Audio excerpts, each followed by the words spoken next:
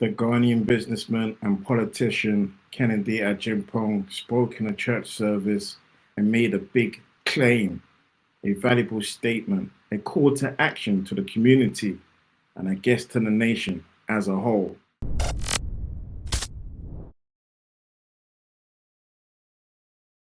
He called for a closer collaboration between the church and political leadership to rebuild Ghana's moral and economic foundation, urging the clergy to take a more active role in shaping the country's direction and addressing pressing national issues such as unemployment and corruption.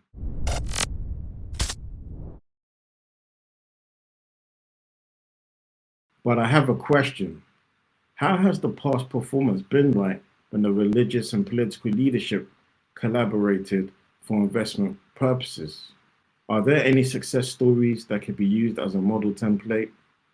How successful are these stories really? And how frequent do we hear about these success stories? Because if I'm honest, I believe this should have already been happening, at least happening at some degree, maybe at a lower degree. So I guess maybe the degree is so low that it's made Kennedy Agyapong feel compelled to speak out in public. This idea is nothing new, and I know the spiritual class and the business class and other communities do this. Like the Vatican investing in property and so far as the arms industry. But unfortunately, I haven't heard any cool success stories in the Ghanaian community investing at that level. If there is, it should be promoted more. We should celebrate and replicate these success stories. Not sure about a clergy investing in the arms industry though. What are you saying?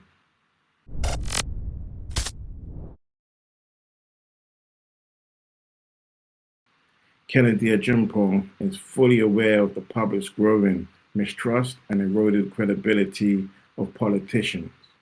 Due to repeated unfulfilled promises by politicians, he feels the church is the best institution to step forward as a moral and economic force, stating, and I quote, "The people no longer believe us politicians because we have lied too many times. But when men of God speak, the people listen. That is why the church must boldly guide the nation on who should lead." So basically, he's urging the church to go beyond spiritual work by investing in industry and job creation. But what is he really implying? I think he can see what most of us can see, but others can unconsciously feel but not articulate, that selling hope for the future, as in putting too much effort into selling the possibility of getting into heaven and the afterlife whilst neglecting the needs of the now, the present moment, is a key factor of the current conditions of the nation. Unless you're proactively not trying to exist in this world, I think it's fair to say it's in our nature to desire to survive today. Therefore, the present must be addressed. The physical material world must be addressed. So long as we are human beings, as in spiritual beings attached to a body, this body needs upkeep to survive. Not for our own lust and greed, but for our basic needs and survival. At least, let's get good at that. Let's get good at producing food, producing good shelter, clothing, and having good sex. Think about it. If you take care of your present in a mature, moral, and ethical way right now, are you not perpetuating these good deeds into the future anyway? You're taking care of the present and the future at the same time rather than focus on the future that hasn't arrived yet and consequently neglecting the now.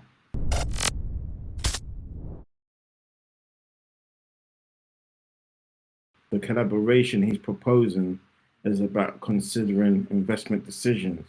And if you're talking investment decisions, you now have to consider risk, return, and time. When managing risk, consider Insurance. When considering return, know the price in advance to satisfy your appetite and be ready to negotiate because you get what you negotiate. And I'm sure when considering time, you want your return on your investment, your ROI, as soon as possible. In Kennedy Agyapong's speech, he felt that since the church makes money, it should also create industries, and in return, the members who are employed will give back.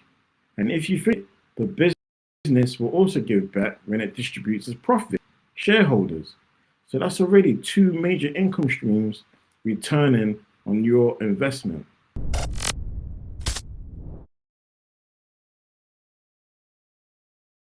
Yes, he went in on the challenges. He called out the fake pastors for misleading congregants for personal gain and making the work of genuine ministers difficult. He even reported of his own experience of once having to intervene to reclaim property and vehicles that a fake pastor had taken from a church member. That's disgusting. He said it, not me.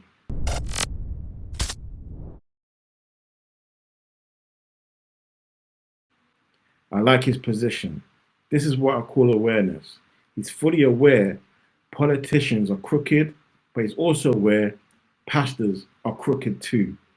But at the same time, he understands this is not absolute, that not all are crooked, that there are good politicians, that there are good pastors out there, and these are the ones that need to be fished out to lead the way to reset Ghana.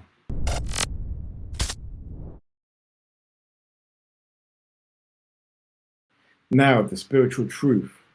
How do you turn around the negative viewpoint and connection to the political and spiritual leadership as a collective brand? How can they shift the consciousness and the paradigm of the public to increase trust and cooperation in order to strengthen the economy? Personally, I think it comes down to the question of how can the public identify the good ones from the bad ones? The truth is, identifying good people is not easy at all. It's a skill that needs to be developed. Let's look at a few good points to consider. I'm going to look at the corporate business hidden star principle, the leader, the person themselves, whether they are a business leader, a political leader, or a spiritual leader. You should have a method to consider the leader's character, their qualifications, and their experience. For character, study how they behave amongst different people in different environments. Do they have a good reputation? How high is their goodwill and personal brand equity? This is the cheapest and most valuable asset you can develop. For qualification, do they have any specialized knowledge relating to the project? If not, how will they educate themselves? Not everybody believes in academic education. As for experience, have they done this type of work or project to completion in the past? And if so, what was the highest accomplishment? If you're inexperienced, you have to accept that your skills are not proven. Therefore, you are a high risk. Meaning, yes, you will have to work harder in developing your character and increasing your specialized knowledge. Unless you have people in your network already that are happy to blindly look out for you to have a go. And I wonder how many successful stories are in that situation. Here are some books I would recommend. John Maxwell's Developing the Leader Within and 21 Laws of Leadership. If you've got some books you would like to suggest, share it in the comment section, and don't forget to like, subscribe, and share this video.